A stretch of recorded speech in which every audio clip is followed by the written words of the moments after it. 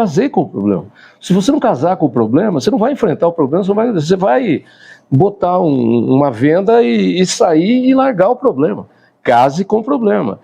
E eu sempre digo, olha, jornalista tem que perguntar, jornalista tem que ser curioso, tem que prestar atenção nas coisas, é um grande observador, porque ele tem que saber de tudo sem saber de nada. E o que me trouxe para o agro foi, na verdade, aceitar um novo desafio, porque eu sempre fiz a mesma coisa e nunca fiz a mesma coisa. O que diferencia um fracasso que destrói de um fracasso que fortalece? O fracasso que te destrói é a desistência, porque a gente não pode desistir nunca. Qualquer ser vivo luta até a última gota para tentar sobreviver.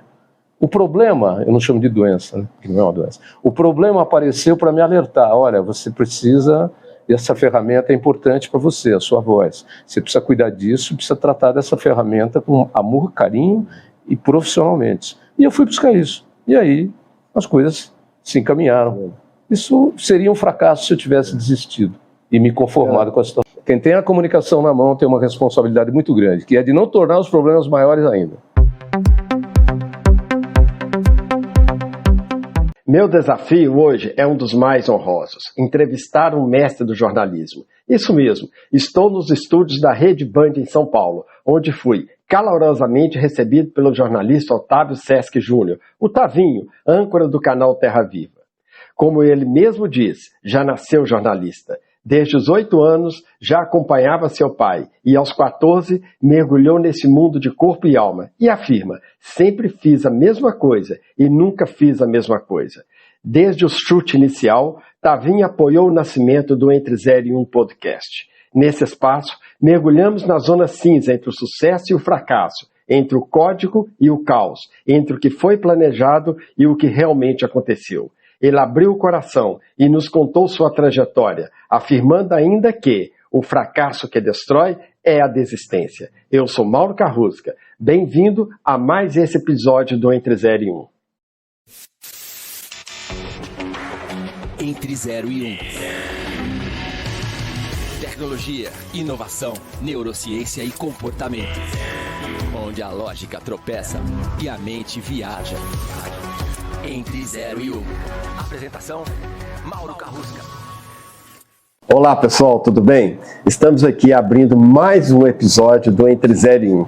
E eu estou em São Paulo, estou aqui na Rede Band, no canal Terra Viva, no estúdio Terra Viva, e já qual agradeço a oportunidade de estar aqui, e com o Tavinho, que um grande apresentador, jornalista, um amigo, né? E para a gente conversar sobre o nosso propósito, que é conversar sobre falhas, sobre fracassos, sobre sucesso, sobre trajetórias que parecem que são fáceis de chegar lá em cima. E não é fácil nem chegar lá em cima, nem ficar lá em cima. A gente passa por altos e baixos. E para isso a gente conta com pessoas que estão dispostas a abrir o coração e conversar com a gente sobre essas trajetórias.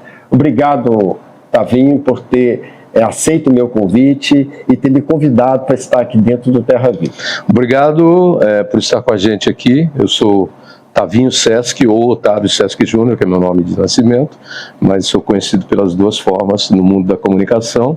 E seja bem-vindo aqui ao nosso Terra Viva, que é o canal de agronegócios da Nilco Pay TV, que são os canais por assinatura do grupo Bandeirantes, a TV Band de Comunicação. Lembrando que nós temos também mais um outro canal de agronegócio, que é o AgroMais, que tem a nossa sede em Brasília. Muito bem-vindo e obrigado por me convidar e poder passar um pouquinho para você e para os seus seguidores aquilo que foi um pouco da minha vida, que é uma vida de desafios, de fracassos, de sucessos, como toda a vida. Todo dia é um dia e toda hora é uma hora. É assim que a gente vai resistindo, sendo resiliente e aprimorando, principalmente através das derrotas e dos fracassos, que eu acho que são mais importantes do que o sucesso. O sucesso é para comemorar, mas não comemora muito o sucesso não, porque a lição maior está na derrota. E é interessante que o nosso propósito é discutir lições aprendidas. Exatamente. E agora, Tavinho para o Tavinho. Fala um pouco para os nossos ouvintes, quem é você? Bom, Mauro, primeiro eu quero agradecer por você ter me escolhido aí, me selecionado para participar desse seu trabalho novo aí, que eu acho muito importante, que eu tenho acompanhado, e é uma coisa muito bacana diante desse mundo cada vez mais maluco que a gente está vivendo, né? Quem é o Tavinho? O Tavinho é um jornalista. O Tavinho é um jornalista que acho que já nasceu jornalista, filho de um pai jornalista e de uma mãe professora, nascido em Marília, interior de São Paulo, e lá mesmo comecei cedinho a andar atrás do pai. O pai trabalhava com rádio e com jornal, e desde cedinho, que eu me lembro de gente com 9, 10 anos de idade, 8 até, eu já andava dentro de rádio e dentro de jornal impresso, que era muito diferente do que é hoje. E eu resolvi seguir essa carreira. De Marília a gente mudou para Lençóis Paulista, onde eu comecei no rádio aos 14 anos. Com 17 eu vim para São Paulo para fazer faculdade de jornalismo, e aqui fiquei, e hoje eu estou com o grupo da Band, já somando no total aí há uns 45 anos por aí já no total. Porque eu também passei pela Globo, passei pela TV Globo, TV Manchete, passei por rádios muito famosas, como Rádio Cidade, onde fui coordenador e diretor, Rádio 89 FM, fui coordenador e diretor. Lá no começo do FM, eu sou um dos dinossauros aí da frequência modulada do FM. Enfim, aos 69 anos de idade, que é o que eu tenho hoje, eu tenho uma história que começou aí praticamente com 10 anos dentro da comunicação, e aqui estou eu hoje no agronegócio já desde o início do nosso Terra Viva, que era um grande sonho da Band, ter um canal de agronegócio. E quando eles montaram o canal, eles me pensaram para cá e trouxeram. E foi assim, mais um desafio na minha vida, porque eu só tive desafios. Tavinho, é interessante que esse café aqui eu acho que vai render muito, né? Tomara. Esse café aqui vai ser muito interessante. A gente vive um mundo muito interessante, abundância de informações e muita coisa bacana acontecendo. A tecnologia, ela, de uns anos para cá, quer dizer, 20 anos para cá, né? Ela sempre vem melhorando os processos e tudo, mas nem sempre ela trouxe coisas só boas. Por outro lado, é o que acontece entre 0 e 1, do ponto 0 ao ponto 1. No meio há uma zona cinza, onde ela criou também ansiedade nas pessoas, as pessoas se competindo, rede social, querer aprender mais e mais e mais, cada vez mais, a competição desenfreada. E isso ocasionou o que a gente está vendo aí fora, uma sociedade muito doente, né? Muito adoentada e problemas de burnout, depressão, as doenças cardíacas foram acentuadas, impressionante, hipertensão, ou seja, é um momento muito delicado, né?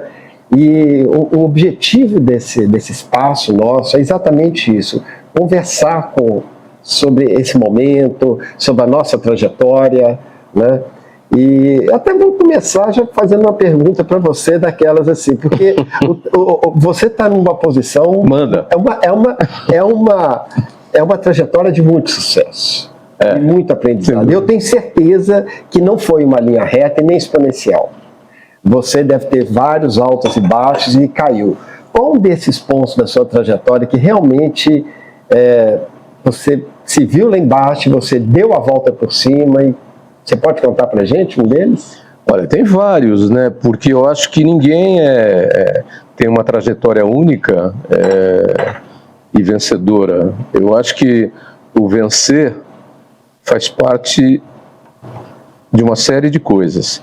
E ele tem vários elementos e vários fatores que contribuem para esse. Mas acho que talvez os mais importantes sejam você ser resiliente, você não cair quando você tem problemas, e todo mundo tem, e você ter um foco, ter uma direção, ter uma mira, buscar sempre realizar da melhor maneira possível.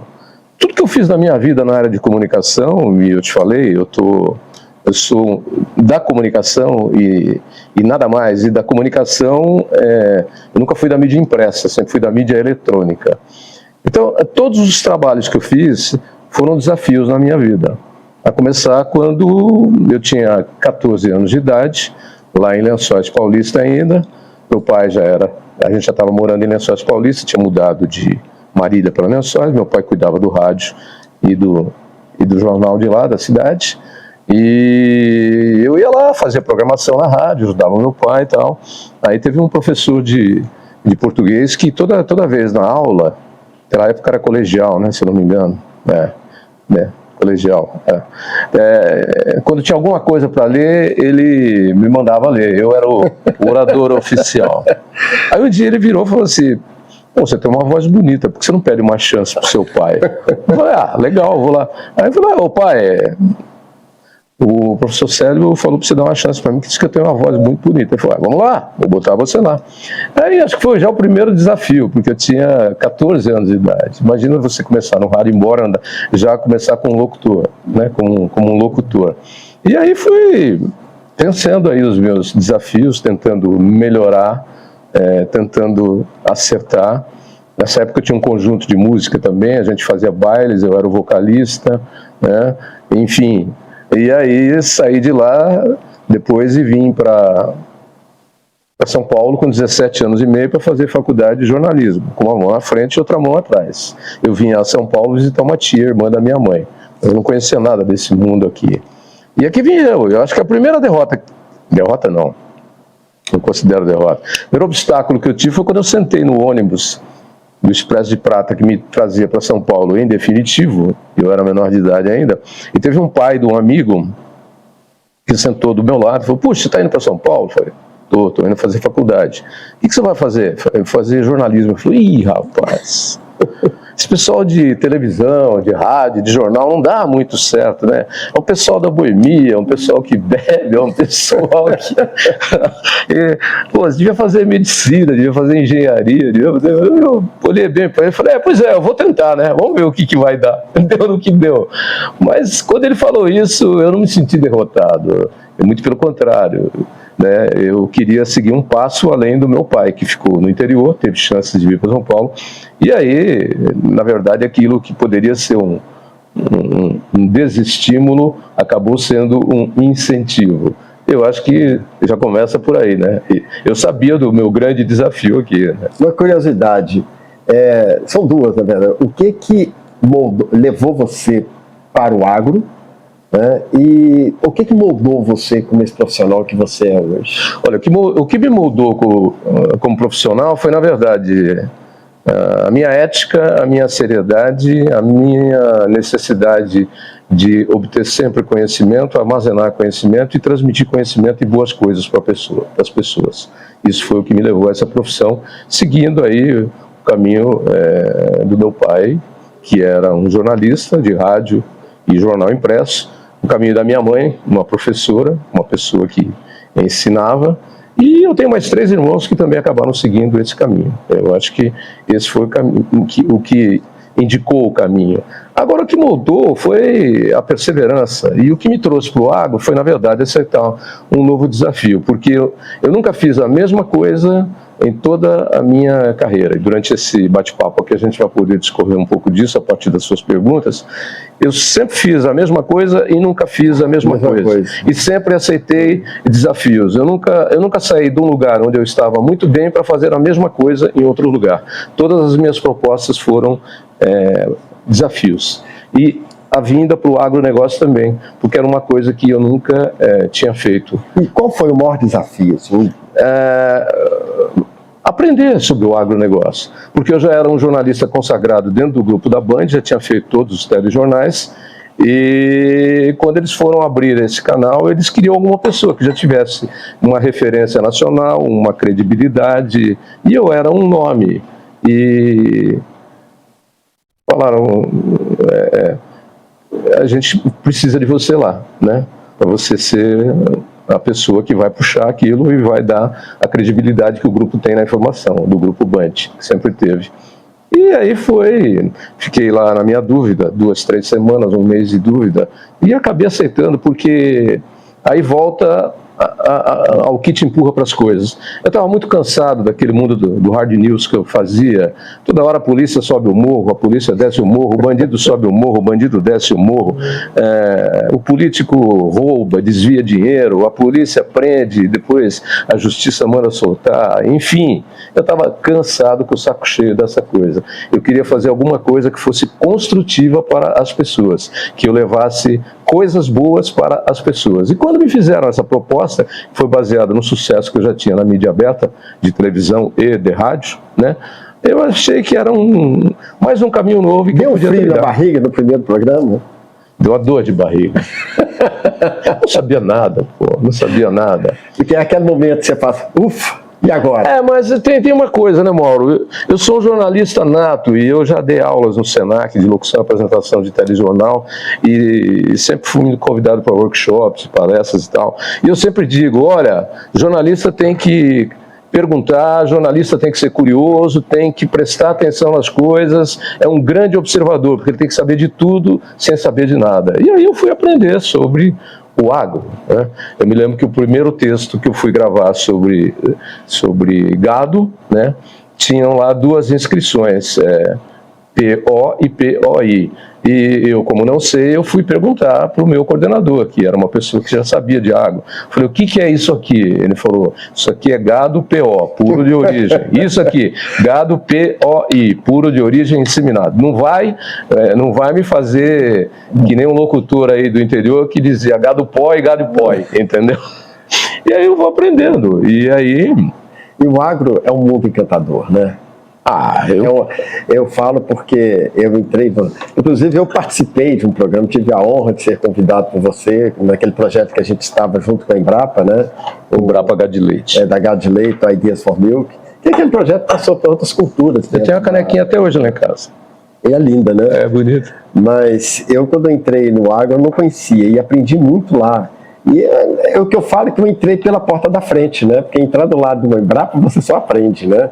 E criei grandes amigos, fiz grandes... Eu fui perguntando, eu fui aprendendo. E eu tenho uma capacidade de absorver e de reter informação que eu não sei de onde vem. Vem da genética, vem da minha curiosidade, vem da minha formação, mas tudo. Então eu sempre ia perguntando para as pessoas. Eu sou um perguntador até hoje, eu não tenho medo de perguntar aquilo que eu não sei. Não tenho nenhum. Deixa eu fazer uma... existe espaço no jornalismo do agro para a gente poder falar de fracassos assim, de forma honesta?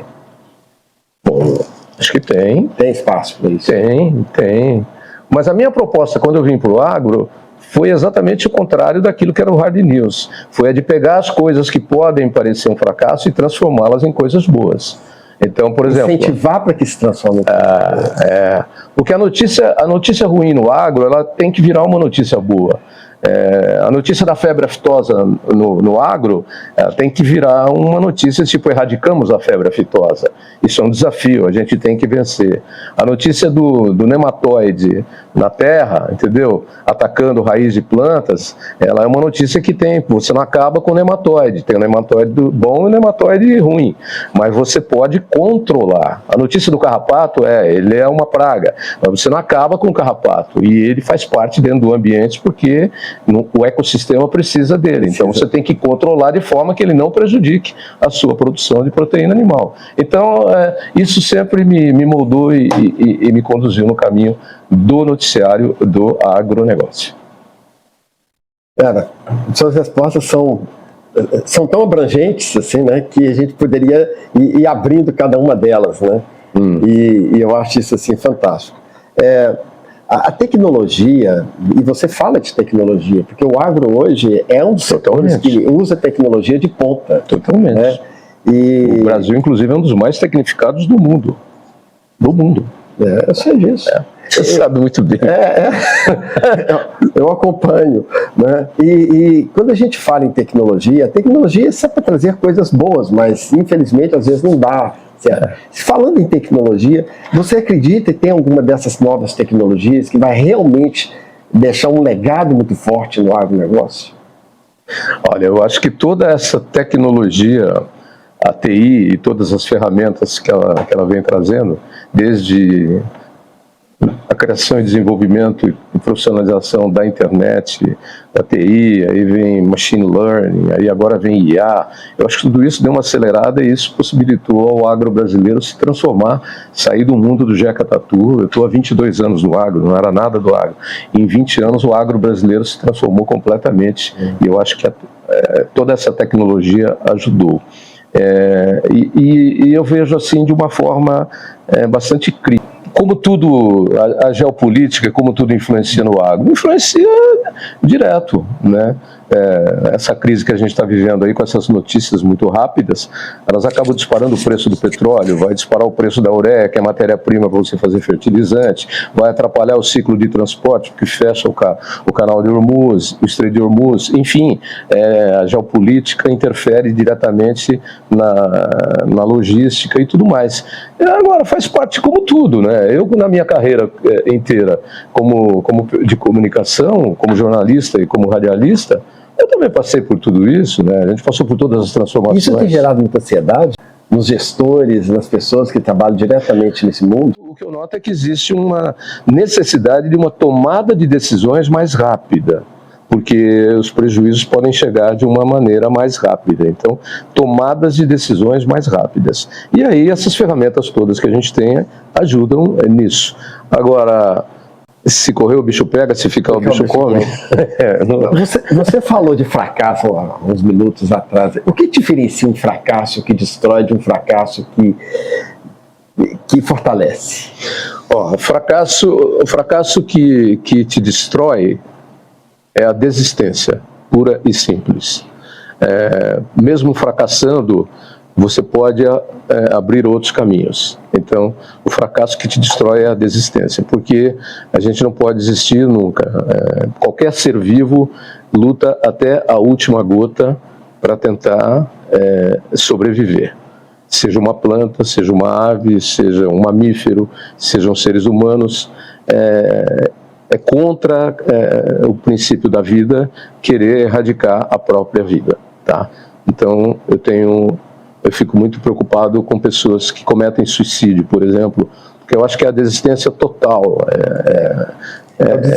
O desespero total e você não encontra chance. Eu vou dar um exemplo meu de vida. Começo da minha carreira ainda na Band FM, eu era um jovem, devia ter aí 23, 24 anos de idade, já estava na televisão começando também, mas era da Band FM. E depois do Festival de Águas Claras que nós fizemos, eu estava um dia em São Paulo apresentando e de repente a minha voz simplesmente apagou, ficou assim a minha voz. E aí eu achei que era uma coisinha corriqueira, chupa uma pastilha, faz um gargarejo, espirra um negocinho e a voz não voltava. Eu fui procurar ajuda e fui procurar um otorrino e fez um diagnóstico. Eu não tinha um calo na garganta, eu tinha um nódulo tratável com medicamento e com fono. Eu peguei as indicações, segui e fui fazer o tratamento medicamentoso e o tratamento de fisioterapia com a fono. Fui fazer isso. Não dava resultado e eu comecei a ficar desesperado. Falei, meu Deus, o que eu vou fazer da minha vida? Vou criar galinha? Vou ter que arrumar uma outra coisa para fazer, mas eu já estava pensando numa segunda solução. Aí a minha fono disse, por que você não vai procurar uma segunda opinião? Você já mostra um ponto de resiliência aí, né? Exatamente. Eu já tenho uma carta. Não, tem uma carta na mão. Não, eu não... Você não desistiu não desisti. nenhum da vida. Não, desisti. Aí a minha fono disse, por que você não vai procurar uma segunda avaliação? Aí eu fui para um amigo que já era um locutor consagrado aí, que é o Ferreira Martins, né? Ele trabalhava na Band, é uma grande voz. Ele falou, Ferreira, quem é o seu otorrino? Ele mandou no otorrino dele e falou, vai lá. Grande otorrino aí. Aí ele me deu uma medicação diferente daquela que eu estava tomando e me deu uma orientação de fisioterapia com voz, com a fono, diferente daquela que eu estava fazendo. Eu, como sempre, olho, leio e vejo o resultado de laboratório antes do médico. Eu olhei e perguntei para ele, escuta, mas é tudo ao contrário do que eu estava fazendo? Estava tudo errado aquilo? Ele foi muito ético e disse simplesmente o seguinte, faça isso e daqui a uma semana você estará falando. Show de bola. Ponto final. Né? Não fez nenhum comentário sobre o tipo de diagnóstico que tinha me sido dado, o tipo de tratamento. E eu fiz e uma semana depois eu estava realmente falando. Só que aí eu fiz um ano de fono, aprendi a falar corretamente, e hoje, se eu tiver 5%, 3% de capacidade de voz, eu consigo potencializar toda a minha caixa acústica, porque eu aprendi a falar. Eu, na verdade, estava num cansaço e num desgaste que poderia me levar a um calo, e aí sim eu perderia a minha exausto, voz. né? Exausto. Eu fui buscar... O problema, eu não chamo de doença, né? Porque não é uma doença. O problema apareceu para me alertar: olha, você precisa, essa ferramenta é importante para você, a sua voz. Você precisa cuidar disso, precisa tratar dessa ferramenta com amor, carinho e profissionalmente. E eu fui buscar isso. E aí as coisas se encaminharam. Isso seria um fracasso se eu tivesse desistido e me conformado com a situação. Eu vou te falar uma coisa, obrigado por compartilhar isso com a gente aqui. Tenho certeza que as pessoas que estão nos ouvindo gostaram muito, porque quantas pessoas que têm um problema, às vezes, muito menor do que esse, porque a sua ferramenta de trabalho é a voz, posso falar assim. Sem dúvida. Né? E você correu o risco de repente, não conseguir continuar naquela profissão que você ama tanto, e já estava pensando, mas de repente, vou criar galinha. Eu tenho vários exemplos, porque a vida é feita de renovações, de desafios. Quando eu fui para a Rádio Cidade, eu estava cansado da Band FM, porque começou a virar lugar comum. E eu já tinha convite para ir para a Rádio Cidade. Eu fui lá para aprender a tocar o lado A do disco, eu sabia tocar o lado B, fazer uma rádio coach. Aí eu fui lá, eu tinha 27 anos, fui lá aprender a tocar o lado A. E fui com a promessa de ser o diretor-geral e o coordenador 6 meses depois, quando trocaria, que o coordenador iria para um cargo superior. Quando deu 6 meses... mudou tudo, trocou tudo, e aí eu não fui ser o coordenador. Aí eu fiquei meio frustrado, meio triste, mas falei, quer saber de uma coisa? Eu vou cuidar da minha vida. E foi quando eu fui fazer a minha carreira como locutor comercial, como apresentador de palco, de mestre de cerimônia. Eu já comecei a buscar a televisão de novo para ser um jornalista. Eu saí fora. 3 anos depois, a oportunidade apareceu para que eu continuasse e fosse o coordenador e diretor-geral da Rádio Cidade, que foi um dos maiores sucessos de rádio em São Paulo, que era uma rádio que tinha 40% da audiência, 45% do FM, quando a gente estava lá. E é um sucesso, a internet está cheia de citações minhas lá. E aí... só que eu fui para lá numa condição adversa, porque quando eu iria pegar, ela estava no auge. Ela era top of top of top. Quando eu peguei ela no caco, depois do menudo.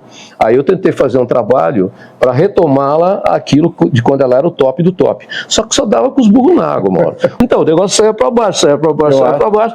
E o meu diretor geral no Rio, ele vinha sempre a São Paulo e ele falou, escuta... aquele sotaque de carioca, até quando isto vai continuar? Né? Eu falei, não vai continuar, porque se continuar eu estou no olho da rua, mas eu vou mudar e vou mexer. E foi quando eu descobri, através de observação, que existia um filão popular que não era explorado de música no rádio FM, que era tocar Fábio Júnior, Sandra de Sá e outras coisas. E eu já tinha descoberto esse feeling através de observação, isso já estava andando. Eu botei na programação. Muita gente me criticou porque eu transformei uma rádio que era pop numa rádio que tinha coisas populares, tocava Roupa Nova, Sandra de Sá, Fábio Júnior. Eu continuava tocando as outras coisas pop, eu só melhorei o tempero. E aí eu fiz um prognóstico para a minha equipe, que muitos da equipe também não concordavam e não queriam. Falei, nós vamos entrar com transmissor novo e uma antena nova, quando isso entrar, em 1 mês a gente está em primeiro lugar. E fomos em primeiro lugar com uma rádio que durante 3 anos ficou com 45% da audiência de público em São Paulo, faturava $500 milhão.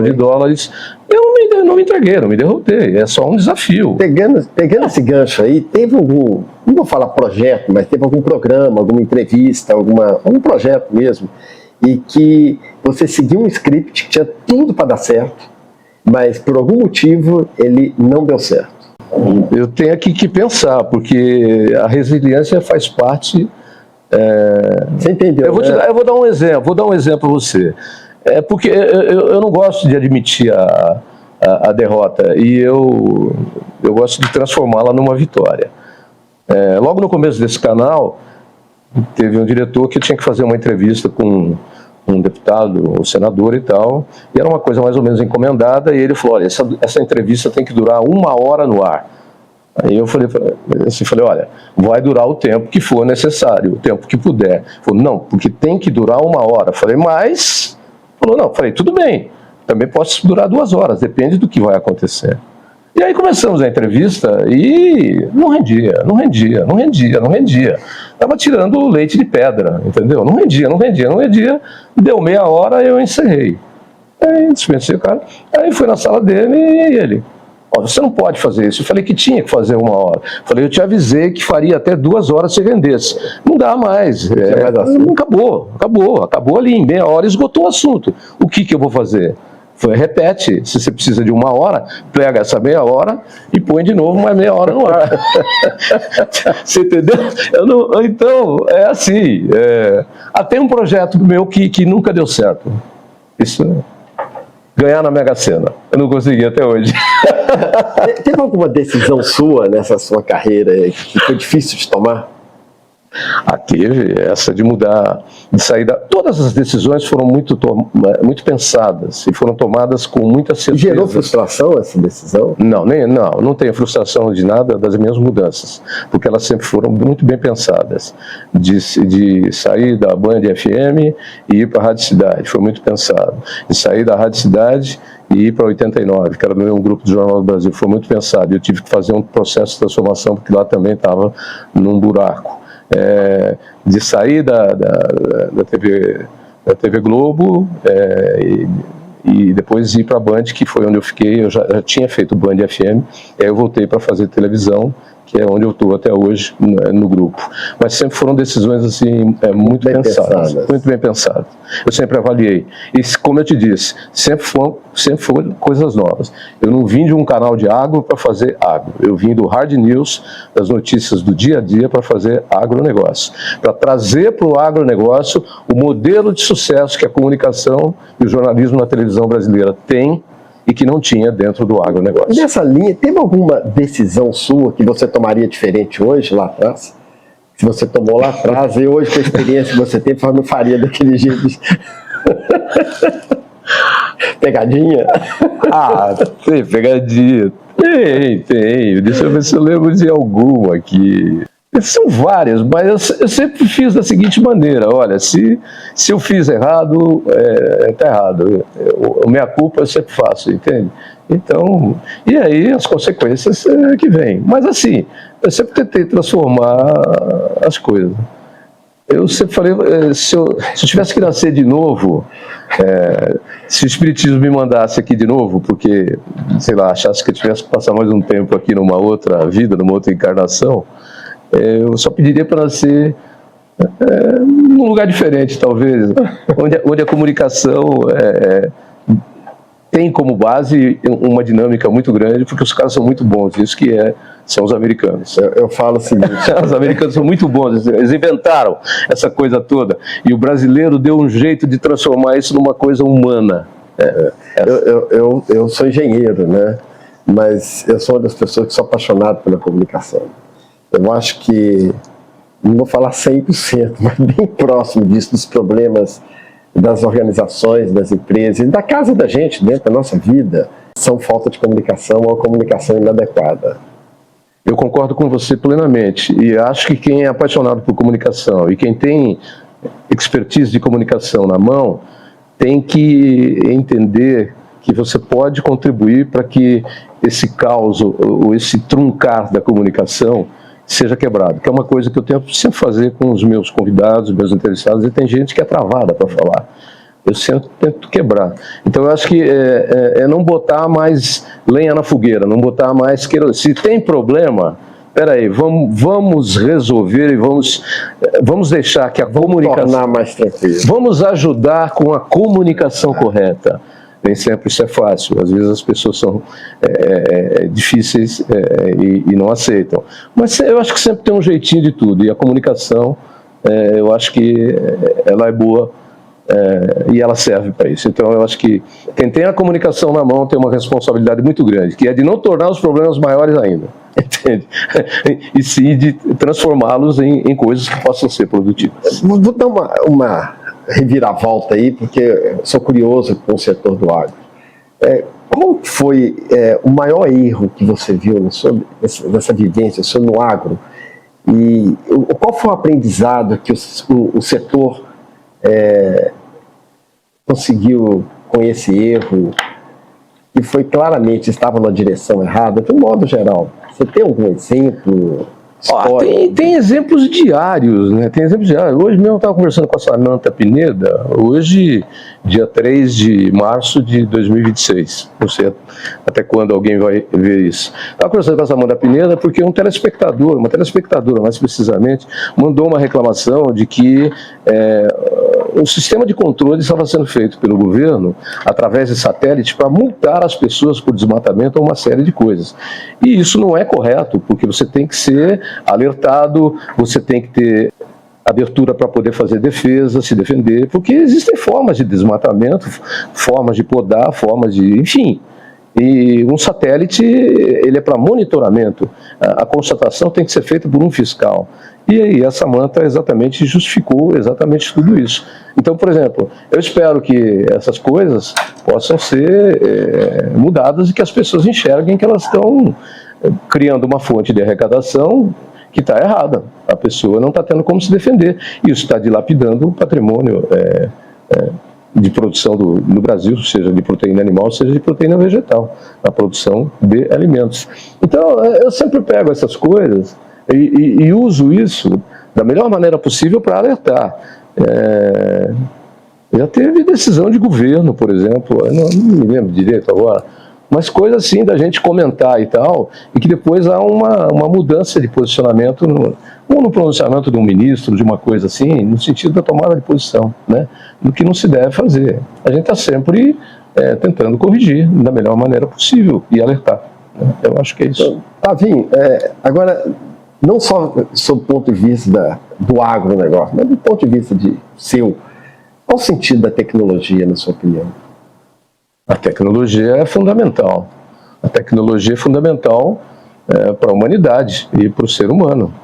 O ser humano é tecnificado desde que ele usava, na época da pedra lascada, ele usava a pedra como um instrumento cortante para poder descascar frutas ou quebrar nozes. Depois ele foi evoluindo para objetos cortantes com materiais e metais mais resistentes. Depois ele vai aprendendo a produzir melhor, o homem vive da tecnologia, né? Inclusive de forma errada também, quando ela é utilizada para construir armas, para matar, enfim. Mas quem sou eu aqui para ficar dando lição de moral? Mas eu sou, assim, totalmente contra quem nega a tecnologia. Vacinas, por exemplo. Vacinas são fundamentais. É tecnologia. Tecnologia não é só para dar Covid, a Covid, por exemplo, trouxe à tona aí uma série de discussões sobre vacinas. Quanta bobagem foi ouvida. Porque uma vacina antigamente demorava 20 anos para ser desenvolvida. Mas a gente acelerou o processo. Agora em 3 mas o processo já está pronto. Mas é porque agora tem um tal de que mexe com o RNA. Para com isso. Gente que não quer vacinar o filho contra a poliomielite, contra a tuberculose, etc. e tal, que está controlado, mas está tudo aí. Se você bobear, volta. Né? Gente que é contra todas essas coisas. Fala para mim, eu falo isso no ar. O que você acha legal? Na época medieval, é isso? Antigamente, não tinha esgoto, não tinha água tratada, morria-se de tifo, de qualquer doença, tempo de vida médio, 30 anos. É retrógrado. Eu concordo com você e eu tenho uma opinião, porque eu sou oriundo da tecnologia, eu tenho... Você é a tecnologia. Eu uso a tecnologia. Mas é uma coisa interessante que eu fui estudar tecnologia, fui me enveredar para ser engenheiro eletrônico lá atrás, né? Numa ansiedade, querendo entender quando é que eu teria acesso às informações, porque eu não tinha como comprar livros. E a resposta que eu queria dar há 40 anos era: quando que isso vai estar disponível na minha mão? Me chamavam de maluco, porque ninguém acreditava que um dia a tecnologia viria para a mão. Eu era tratado na universidade como um maluco. E eu tinha muito claro isso, né? que ela chegaria nas mãos das pessoas e isso ia dar uma coisa muito bacana, que é inclusive o que a gente preza na CARE, que eu fundei há 33 anos, que é a gestão colaborativa. É uma gestão que se baseia em cérebros e não independente do corpo que veste esse cérebro. Não me interessa se é mulher, se é homem, se é negro, se não é. Não interessa se é preto. São neurônios. Não, e te interrompendo, mas não interrompendo, completando o que você está falando, quando você se formou e quando você foi buscar o caminho da tecnologia, as empresas elas estavam num processo de tecnificação e desumanização muito grande e tratando o homem como uma máquina. E os processos eram muito cruéis, e eu sempre fui muito contra isso. Eu acho que o trabalho tem que ser um prazer, uma diversão, com o compromisso e a responsabilidade que ele tem, uma coisa leve. E hoje as empresas estão muito mais humanas nesse sentido, embora mais tecnificadas, do que elas estão mais abertas para isso. Você ia falar, a gente tem pouco tempo de vida aqui. A nossa passagem por aqui é pequena. Se a gente não aproveitar isso bem, e a tecnologia nos ajuda a acelerar processos, a melhorar algumas coisas e nos dá mais tempo para fazer o que a gente sabe, que é ser criativo. Você sabe mais que eu, por exemplo, tem um cara aí chamado Elon Musk que está preocupado com uma coisa. Ele tem um dos projetos que ele fala muito, é que o mundo precisa criar um fundo para os futuros desempregados, porque vai ter tanta tecnologia que vai ter gente andando para um lado e para a rua e não vai ter dinheiro para pagar imposto, não vai ter dinheiro para comprar comida, não vai ter dinheiro para pagar escola, para pagar saúde, etc. E tal. Eu vou te contar uma coisa. A tecnologia, para mim, ela veio para ajudar as pessoas, para tornar a vida mais fácil. Infelizmente, para fazer as pessoas mais felizes. Infelizmente, não é isso que a gente tem enxergado. Por exemplo, hoje o drone que lá no agro faz coisas maravilhosas, ele destrói o mesmo uma cidade com uma bomba. Exatamente. E não foi previsto para isso. É aquilo que eu falei, tem o bom uso e o mau uso da tecnologia. E nesse ponto, quando a gente fala em inovação, né, eu queria ver a sua opinião nessa zona cinza. Eu gosto muito de falar desse entre 0 e 1. Do 0 e 1 aí? Cinza. Do que é a inovação e o que está acontecendo na prática.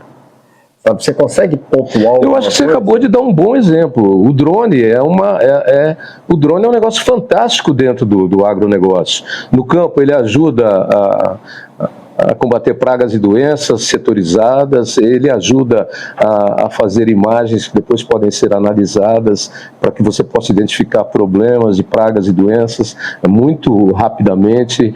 Ele ajuda no monte. Da mesma forma, ele é desenvolvido como uma arma, como uma máquina militar para matar gente e entrar num lugar só único e com uma bomba destruir uma porção de pessoas. Eu acho que é isso. Quem quiser me criticar, que critique. Eu já dei um exemplo aqui antes. A IA eu acho muito legal quando ela vem somar, quando ela vem ajudar em processos produtivos que aceleram para criar plantas melhores, porque você já tem uma base, plantas que podem se enraizar melhor para obter água mais no subsolo, porque a gente tem um problema de mudança climática e de regime hídrico em mudança, isso já está confirmado. Agora, quando o sujeito vai fazer terapia com IA, eu não sei muito bem, porque a IA é uma coisa programada por alguém. A não ser que a gente entre lá no iRobô do Isaac Asimov ou em outros filmes de ficção aí, onde a IA fica tão inteligente que ela passa a ocupar o lugar do homem. Mas eu penso assim, eu acho que eu não vou ver isso, acho que isso não vai acontecer. Daqui a 500 anos, se acontecer, e alguém assistir isso aí, o cara estava errado naquilo lá, hein? E o que é sucesso para você? Sucesso é viver. Sucesso é viver, sucesso é fazer coisas bacanas, transmitir conhecimento, formar pessoas, formar filhos, amigos, profissionais, dar continuidade à vida, dar continuidade ao mundo, porque nós somos aqui passageiros, nós temos um tempo. Isso para mim é viver. É tanto melhor a gente viver aqui, né, esse tempo, e tem tanta gente perdendo tempo nesse tempo. Porque não descobriu ainda que o tempo é curto, o tempo é muito pequeno, passa muito rápido. Passa muito rápido. Responder a pergunta, quanto tempo o tempo tem? Tem outra música, tempo, tempo, tempo, tempo, isso é do Caetano Veloso. Quanto tempo o tempo tem? Tem várias coisas que questionam o tempo, mas na televisão, você aprende no jornalismo, eu falo na televisão porque eu sou uma pessoa de mídia eletrônica, você aprende muito rápido que o tempo é curto e é fundamental. Você sai na rua para fazer uma reportagem você usa 15 minutos, você vai para o estúdio e edita 8. Faz uma reportagem de 8. O seu editor fala, não deu, tem 5. Você vai e reduz isso para 5. Não deu, tem 3. Não deu, tem 1 minuto. Você tem que. Vai tirar o suprassumo do suprassumo. O caldo do caldo entendeu? Do suficiente daquilo para fazer em 1 minuto. E aí eu digo para você que em televisão 1 segundo é uma eternidade. Qual fracasso que foi decisivo para amadurecer essa visão de mundo que você tem, que é muito realista, inclusive?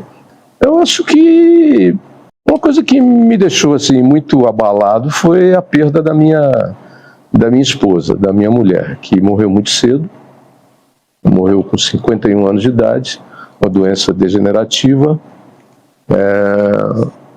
uma pessoa brilhante, a mãe dos meus filhos, e que foi embora muito cedo. E que aquelas coisas que a vida não consegue resolver, a medicina não conseguiu resolver, passou por um sofrimento muito grande durante uns 10 anos. O que você aprendeu com isso? Aprendi que a gente tem que aproveitar o tempo e a gente tem que usar o tempo da melhor maneira possível. E também aprendi que mesmo quando você se sente derrotado, comece a entender que aquilo serviu de alguma forma para que você melhorasse a sua qualidade de vida e aquilo que você está aqui para desenvolver, que é melhorar a vida das outras pessoas. Como é que Chico Xavier diz que ninguém aparece na sua vida por acaso? Ou é para te dar uma lição, ou é para te ajudar a construir, ou são 3 coisas que ele fala. Você falou uma coisa que bate muito como eu vivo, como eu penso, sabe? Eu sempre pensei assim, poxa, queria tanto estar vivo quando a gente pudesse fazer download do cérebro.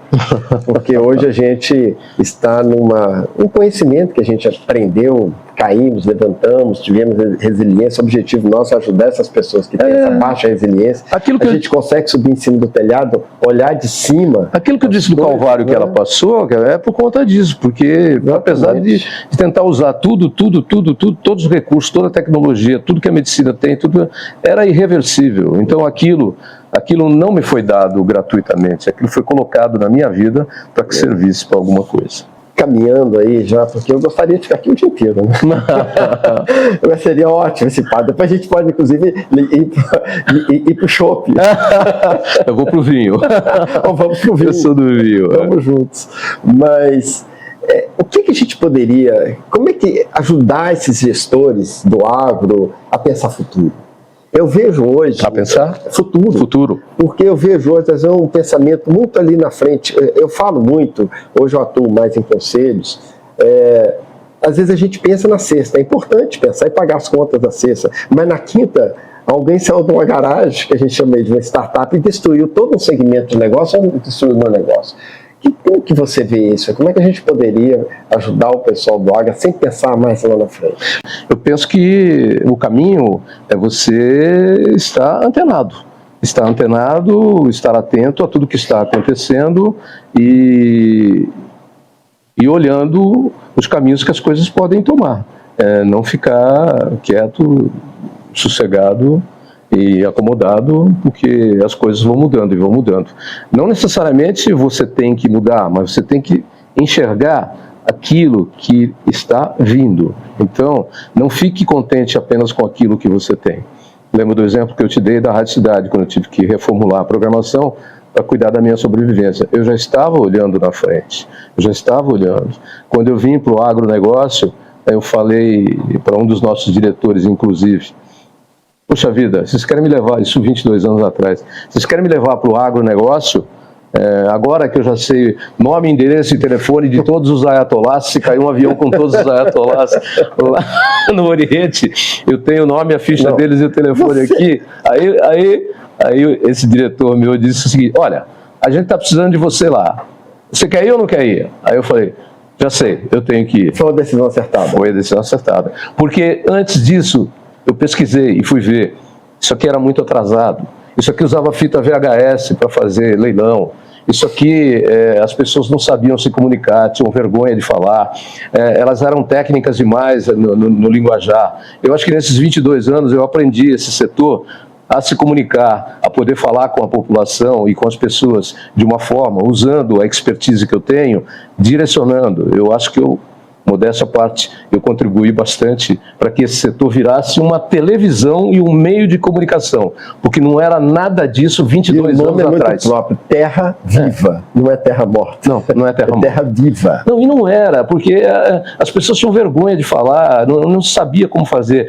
Eu trouxe, na verdade, dentro da minha vida para cá, quando eu vim para cá, eu trouxe todo o conhecimento que eu tinha de jornalismo, de comunicação e de televisão, para produzir coisas e fazer produtos dentro do agro que fossem como a mídia geral para que ela possa ser comunicativa, penetrante e construtiva. Tavinho, 3 valores, ou quais os valores que você não abre mão?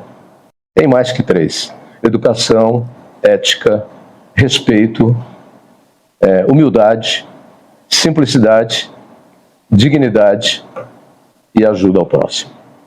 Como tecnologia vai mudar o agro? Trabalhando para criar sistemas melhores para que produtos e coisas possam ser aceleradas no sentido de enfrentar todas as dificuldades que o planeta Terra e a natureza nos dá para continuar produzindo alimentos, seja proteína animal ou proteína vegetal, para alimentar as bocas do Brasil e do mundo, sejam elas seres vivos ou animais. Eu falo que o Brasil é um restaurante do mundo.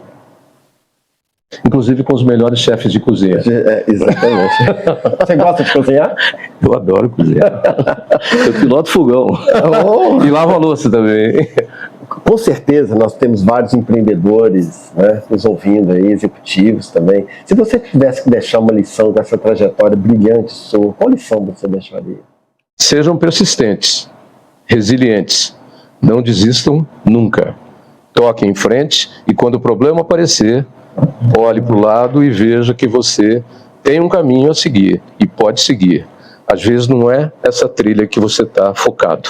Às vezes você tem que fazer um desvio por aqui, outro por aqui, para depois voltar à trilha. Ou às vezes até seguir outro caminho. Sabe o seu coração, quando ele fica com uma artéria bloqueada, você cria uma ponte? Sabe um membro seu quando começa a atrofiar, uma coluna, quando você faz um trabalho de regeneração e recuperação, as células se reconstroem. Embora a gente vá ficando velhinho, esse processo seja mais lento. Mas se você mantiver essa altivez, esse foco e essa seriedade, seus neurônios vão continuar em sinapse, em conexão. E você vai estar sempre ligado, sempre antenado, sempre moderno e sempre novo. Tavinho, como que você se renova, hein? Todo dia você tem coisas novas, eu assisto seus programas, eu acompanho, você sempre tem uma sacada nova, e para ter esse vigor que você tem. Olhando para a vida, olhando para o seu hobby. Meu hobby é cozinhar, ouvir música, tomar um bom vinho. Vamos tomar um junto. Vamos. E aí, se renovar sempre. Observar. Eu sempre falava para os meus alunos dos 5 anos de Senac, vocês têm que observar, vocês têm que olhar, preste atenção. Se você pegar a minha equipe aqui, pode perguntar para qualquer um. Eu fico doido da vida quando tem uma coisa interessante acontecendo e passando, e eles não estão prestando atenção. Tem um pensador que, infelizmente, não está com a gente mais, o Peter Drucker, e ele falava muito da arte de observar. Então, quando ele falava, você observa, o que você vê? Ele falou, observa mais, que cada vez você vai vendo mais detalhes. E eu vejo que as pessoas observam muito pouco, sabe? E às vezes as empresas, para solucionar um problema, saem tentando achar a solução de qualquer forma. E eu falo sempre, case com o problema. Sabe? Gaste a maior parte do possível do seu tempo entendendo a raiz. A solução vai ser mais rápida, mais eficaz, mais barata, e todo mundo vai sair mais feliz desse negócio. Quantas histórias eu te contei aqui? Eu poderia contar mais 200 se Não, a gente ficasse aqui. Em todas as vezes, o que eu fiz? Eu casei com o problema. Aí. Eu casei com o problema. Se você não casar com o problema, você não vai enfrentar o problema, você vai botar uma venda e sair e largar o problema. Case com o problema. E se você não resolver o problema, é porque não está resolvido ainda, não chegou ao fim.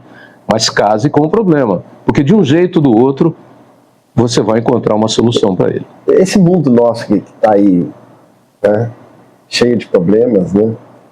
Mude o mundo em 30 segundos. Mudar o mundo? Em 30 segundos. Eu acho que é o seguinte, mude você como pessoa. Mude você como pessoa, começa a prestar atenção em tudo que está acontecendo à sua volta. Não é só ao seu filho, ao seu neto, ao seu vizinho, ao seu trabalho.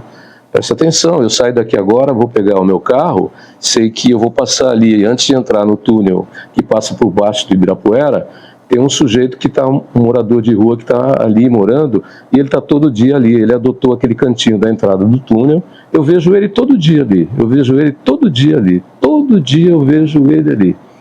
Ele é um morador de rua, não sei se foi drogado ou não, mas ele mora ali, eu passo por ali, eu o vejo todos os dias, e sei que vou passar ali agora e vou vê-lo novamente. Se você tivesse que mudar, o que você levaria na sua mala? Um tênis, uma calça jeans, uma camiseta e uma blusa de algodão, porque eu não gosto muito de produto sintético, e uma garrafa de vinho debaixo do braço. Cara, tamo junto, muito obrigado. Muito obrigado. Muito obrigado. E a gente fala aí de sucesso, falamos aqui de fracassos, de como é que dá a volta por cima de uma vida de uma pessoa que tem uma trajetória de sucesso. Aliás, um dos grandes pontos que a gente tem prezado muito, que o projeto Entre 0 e 1, ele é novo, começou no ano passado, depois de quase 6 anos estudando isso, tem uma curadoria muito criteriosa. A gente precisa... Pessoas de sucesso tem muitas por aí, mas pessoas de sucesso dispostas a ensinar e abrir o coração e falar, olha, nem tudo são flores, né?